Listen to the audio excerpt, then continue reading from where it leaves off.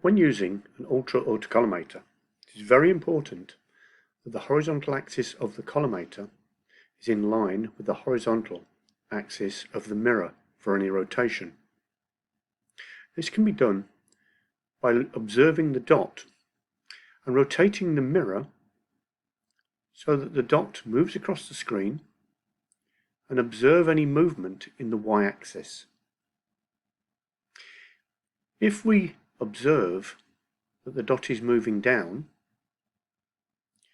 we need to make adjustments to the rotation of the autocollimator. First of all, loosen the two top knobs, not too loose, but sufficient to be able to rotate the barrel. Then you can rotate either direction.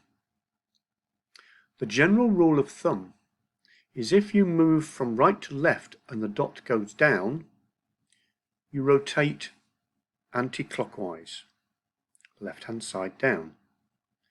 If the dots go from right to left upwards, you rotate clockwise, or the left side upwards. To check that this has been done correctly, we then need to observe that the y-axis moves along and now does not move any more than plus or minus 3 seconds. Once this is complete, we can retighten the knobs on top.